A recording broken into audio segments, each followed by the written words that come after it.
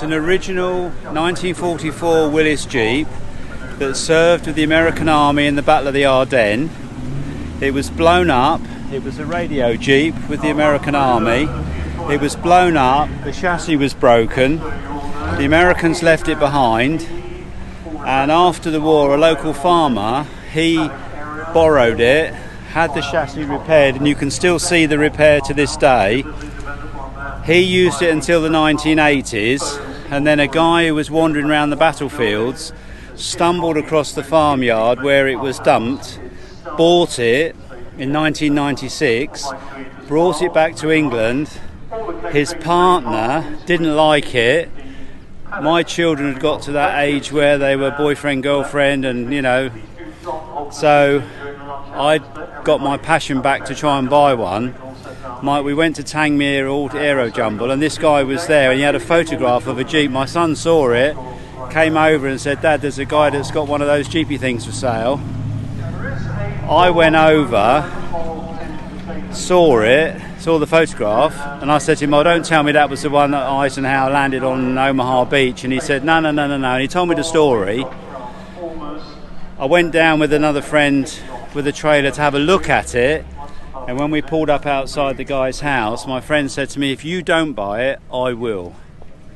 And we got out, had a look at it, bought it. But if you carefully look on the bonnet, you can see the original.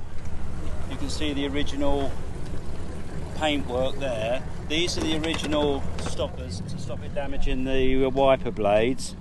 All the original damage that was there when I bought it, we've tried to leave it to keep its originality and its original authenticity. We've only changed what we've had to change to keep it legally roadworthy.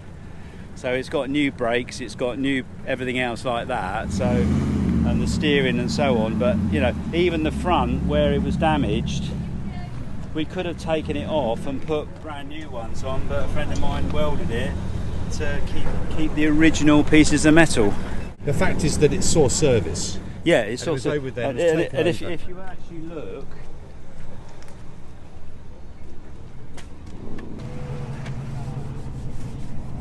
if you actually look on there, there's actually a stamp mark where it was accepted by the American Army. So it's got the date when it was made, but it's also got a stamp mark on it to say that it was American Army property. Yeah, it was at the Battle of the Ardennes on the French-Belgian border. Okay. Possibly near Bastogne, right, in that direction. Yeah.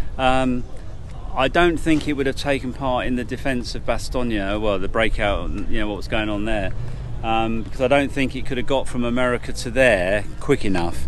So I think it was the end of December, beginning of January when it was blown up. Again, we could put a new wing on it, but I don't want to put a new wing on it. I want to keep the original damage. We're trying to keep it as authentic as possible. And the strange thing is, when we go to shows, quite often people will come over and they'll say, "I hope you don't mind me saying, but it's nice to see a Jeep that looks as though it's been in a battle. It's not pristine mint." Yeah. So the number we see on the side of the bonnet, that's the nearest number that matches that date when the American Army had it. It may not be technically totally correct, but also number 13 was the number that I used to wear when I was playing rugby. Oh, really? So it's period correct? Oh yeah, the number is absolutely correct for that date. Yeah, but it could be, because they were chucking them out every 20 minutes, half an hour off the production line, they made 770,000, 780,000, and so that's the number that fits in with round about the sort of end of November, beginning of December. It's a radio Jeep with the American Army. The gun my son wanted, so we bought the gun and fitted that. But it wouldn't have had a radio and a gun. But this, you can, if you take that out, you can take that gun off and put a 50 caliber on, and the ammunition tray is 30 cal and 50 cal. And if you've got a 50 cal gun, you can't use that, so you have to use this arm here that comes up to hold. And they sat on the back, they sat on the tyre here to fire the 50 calibre, and the barrel would be halfway across the bonnet. And that could fire, what, 3 miles? I mean, that's not the original radio. I have got the original radio that was in it when I bought it at home, but it's a square one and it's quite big. It takes up a lot of space. But to keep the authenticity of it being a radio Jeep, we fitted that one. And that's one that the Americans would quite often have used, and they could also use it, paratroopers would wear it.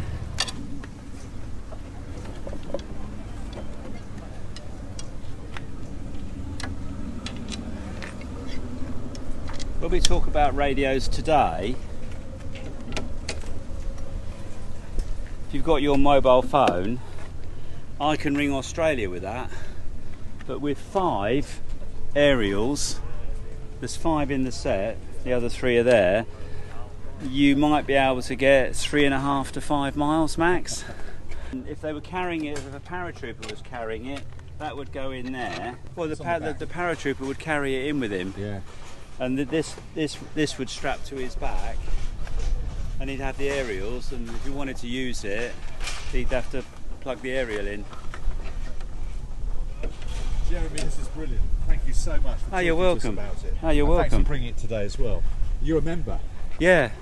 How long have you been a member? I was persuaded to come here when I bought this, 97. Oh, really? Yeah, 97, 98. Wow.